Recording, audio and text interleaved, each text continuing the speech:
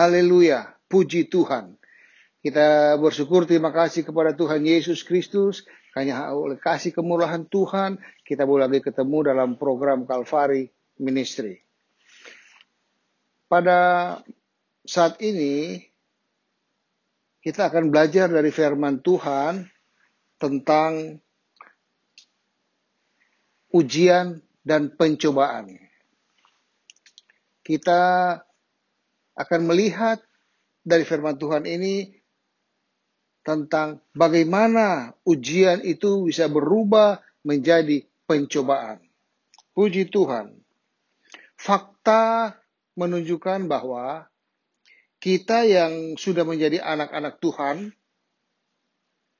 secara terus-menerus selalu bergumul dengan pencobaan yang ada.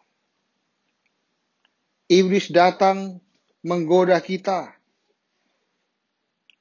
Bahkan dia mengintimidasi kita supaya kita berbuat dosa. Iblis yang memang Alkitab katakan adalah licik, mengetahui bahwa manusia juga memiliki hati yang licik. Karena Yeremia katakan bahwa hati manusia itu licik. Nah, iblis yang mengetahui situasi ini, dia menerapkan strategi yang dapat dikerjakan dengan hal-hal yang umum,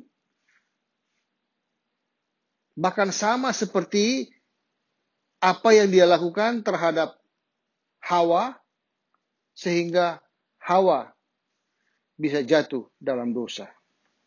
Nah, strategi yang kuno ini selalu mantap untuk diterapkan oleh si iblis. Oleh karena itu, strateginya tidak pernah berubah. Strateginya selalu sama.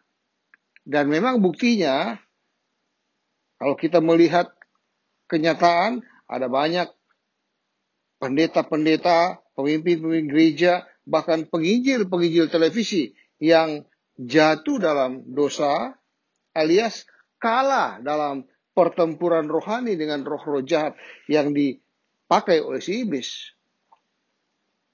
Maka timbullah satu pertanyaan, mengapa hal ini bisa terjadi? Banyak yang jatuh. Kedua, sanggupkah kita anak-anak Tuhan yang hidup di akhir zaman ini bisa mengatasi pencobaan tersebut? Apalagi sekarang ini kita berada di dalam dunia yang sedang dilanda persoalan pandemi COVID-19 dengan segala aspek pengaruhnya dari bidang ekonomi, lapangan pekerjaan, kebutuhan, kehidupan kita, dan sebagainya. Tapi kita patut memuji Tuhan dan bersyukur. Karena fakta juga menunjukkan bahwa kita anak-anak Tuhan punya firman Tuhan yang hidup, punya Yesus yang hidup, punya pertolongan, lepas pertolongan yang dikerjakan oleh Tuhan. Sehingga kita bisa menghadapi setiap pencobaan yang datang pada kita. Untuk itu saja kita buka Alkitab kita di dalam 1 Korintus pasal 10, 1 Korintus pasal 10 ayatnya yang ke-13 berkata demikian. Pencobaan-pencobaan yang kamu alami ialah pencobaan-pencobaan biasa yang tidak melebihi kekuatan manusia. Sebab Allah setia dan karena itu ia tidak akan memberikan kamu dicobai melampaui kekuatanmu. Pada waktu kamu dicobai, Ia akan memberikan kepadamu jalan keluar, sehingga kamu dapat menanggungnya. Ayat ini adalah salah satu janji Tuhan dalam Alkitab yang sangat menguatkan iman anak-anak Tuhan di akhir zaman ini. Ayat ini juga menunjukkan bahwa tidak ada pencobaan yang melebihi kekuatan kita, yang membuat kita tidak berdaya. Bahkan melalui ayat ini, kita dapat melihat dengan jelas bahwa iblis dan roh-roh jahatnya tidak terlalu kuat menghadapi firman Tuhan ini. Artinya, pasti kita menang. Haleluya. Puji Tuhan. Nah, kembali kepada pencobaan. Kata pencobaan di sini berasal dari bahasa Yunani peirasmos, yang dapat diterjemahkan sebagai ujian ataupun pencobaan itu sendiri.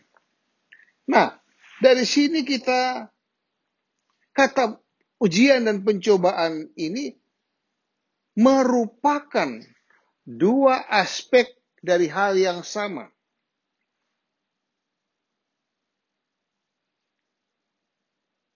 Dan fakta menunjukkan bahwa kehidupan ini penuh dengan ujian-ujian yang berpotensi menjadi pencobaan. Nah, untuk dapat lebih mengerti tentang dua aspek yang baru saja saya sampaikan tadi, yaitu ujian dan pencobaan, saya menjelaskannya dalam bentuk sebuah ilustrasi. Ada seorang karyawan baru, katakan namanya Naomi, yang belum lama masuk bekerja di satu perusahaan yang besar. Pada suatu hari, selesai jam kerja, kira-kira sudah sore menjelang malam, ketika tidak ada orang lagi di kantor tersebut, semua sudah pada pulang, ia menemukan bahwa seseorang telah meninggalkan sejumlah besar uang dalam amplop di atas mejanya.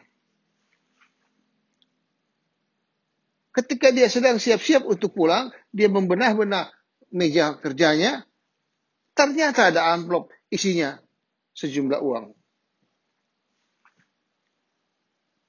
Segera diambilnya uang tersebut, dia menaruhnya ke dalam tas kantornya, dan dia berpikir, serta berkata dalam hatinya, saya akan mengembalikan uang ini besok. Dan betul. Begitu besok hari tiba, uang itu kemudian dibungkusnya dan dibawahnya ke ruang kerja bosnya, pimpinan kantornya. Dan dia berkata, Pak, seseorang telah meninggalkan uang ini di atas meja saya. Dan saya tidak mau ada orang yang dirugikan karena kehilangan uang ini. Maka saya berikan kepada Bapak. Bosnya melihat dia, memandang dia, lalu berkata, sayalah yang menaruh uang itu. Itu merupakan ujian dan engkau lulus. Luluslah si Naomi, karyawan baru itu. Dari ilustrasi yang saya sampaikan tadi, itu menunjukkan bahwa ujian-ujian seperti ini akan selalu kita hadapi dalam hidup kita sehari-hari. Apakah itu akan menjadi pencobaan atau tidak? Apakah itu akan berubah dari ujian menjadi pencobaan atau tidak? Itu sangat tergantung bagaimana kita menghadapinya.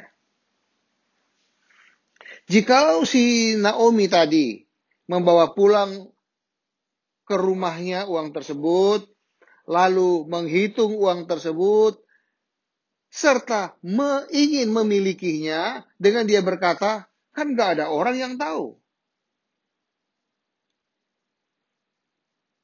Lalu terjadi pergumulan di dalam hatinya untuk apakah uang ini mau dikembalikan atau uang itu mau diambil untuk jadi miliknya, maka ujian tersebut berubah menjadi pencobaan. Karena sudah timbul keinginan untuk melakukan kejahatan. Jadi dari ilustrasi yang baru saya sampaikan tadi, dapat kita menarik suatu makna bahwa apabila ujian datang kepada kita, kemudian terjadi di dalam hati kita suatu keinginan untuk melakukan kejahatan terhadap ujian ini, maka ujian tersebut berubah menjadi pencobaan. Inilah proses bagaimana suatu ujian datang kepada kita dan dia berubah menjadi pencobaan. Di dalam Alkitab, yaitu dalam Yakobus, ini Yakobus menjelaskan tentang bagaimana ujian berubah menjadi pencobaan. Saya mau ajak kita buka Yakobus pasal 1 ayat 2 sampai 4. Berkata begini, saudara-saudaraku, anggaplah sebagai suatu kebahagiaan apabila kamu jatuh ke dalam berbagai-bagai pencobaan. Sebab kamu tahu bahwa ujian terhadap imanmu itu menghasilkan ketekunan. Dan biarkanlah ketekunan itu memperoleh buah yang matang, supaya kamu menjadi sempurna dan utuh dan tak kekurangan suatu apapun. Ini yang disampaikan kepada Yakobus. Bahkan di ayat 12 dikatakan, berbahagialah orang yang bertahan dalam pencobaan. Sebab apabila ia sudah tahan uji, ia akan menerima mahkota kehidupan yang dijanjikan Allah kepada barang siapa yang mengasihi dia. Jadi surat Yakobus ini berbicara tentang ujian dan pencobaan. Bahwa ujian dan pencobaan ini memang akan menghasilkan suatu ketekunan. Dan itu sangat baik. Karena kita semua, Tuhan mau supaya kita tekun menjalankan hidup ini bersama dengan Tuhan. Kita maju sedikit ke ayat 13, berkata begini. Apabila seorang dicobai, janganlah ia berkata, pencobaan ini datang dari Allah. Sebab Allah tidak dapat dicobai oleh yang jahat, dan ia sendiri tidak mencobai siapapun. Kita tahu bahwa Allah mengirimkan kita ujian, dan bukan pencobaan. Sesuai dengan ayat 13 yang baru saja kita baca tadi.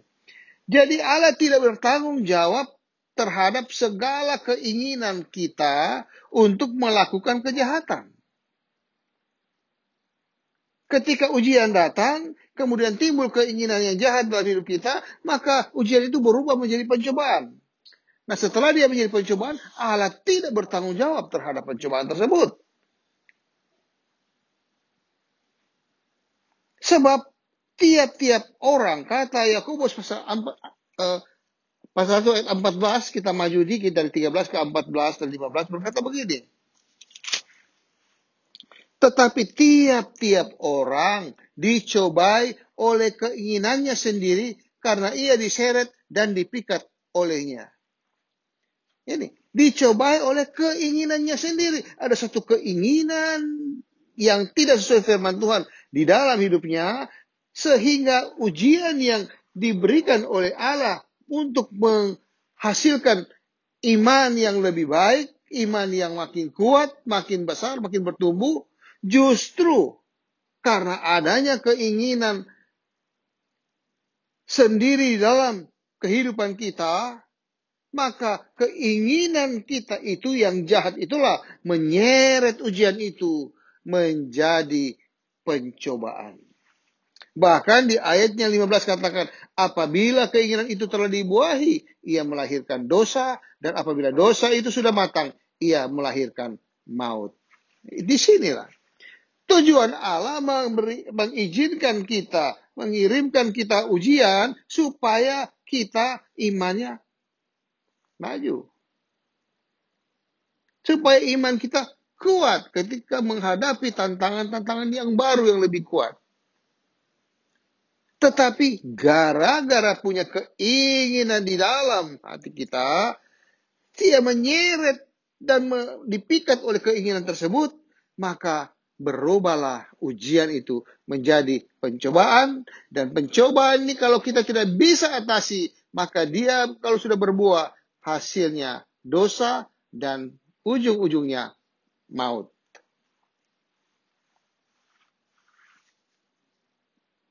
Maka Yakobus katakan, saudara-saudara yang kukasihi, janganlah sesat. Setiap pemberian yang baik dan setiap anugerah yang sempurna datangnya dari atas, diturunkan dari Bapa segala terang. Padanya tidak ada perubahan atau bayangan karena pertukaran. Semua yang baik itu datang dari Bapa. Anugerah yang sempurna itu datang dari atas, yaitu dari Bapa yang kekal, yang ingin memberikan kita pelajaran melalui ujian yang dilakukan supaya kita maju, iman kita menjadi lebih kuat. Tetapi fakta menunjukkan ada banyak keinginan-keinginan daging kita yang menyeret ujian itu menjadi pencobaan.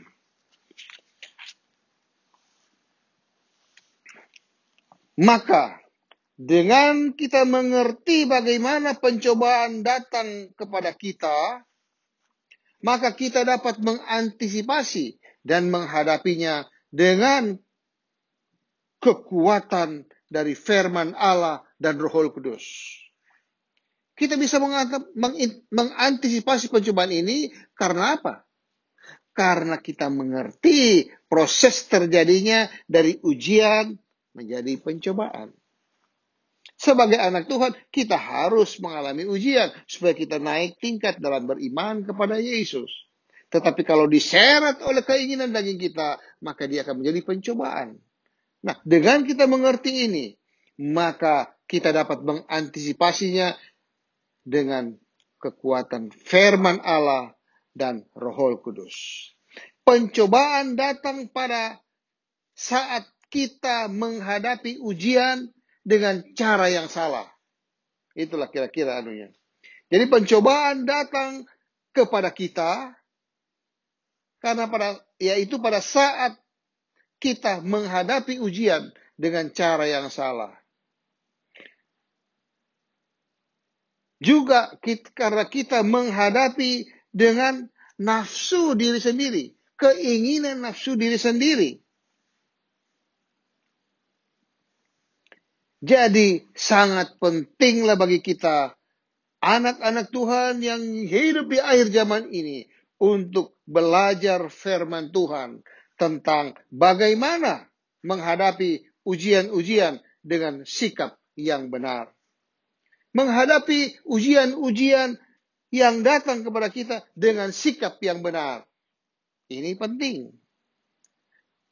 Supaya kita tidak masuk ke dalam hal-hal yang nantinya berakhir dengan dosa, bahkan terjerumus kepada maut. Hal berikut saya akan bahas tentang bagaimana menghadapi ujian-ujian dengan sikap yang benar. Haleluya, puji Tuhan. Saya percaya firman Tuhan ini menjadi berkat buat kita semua. Sekali Yesus, tetap Yesus.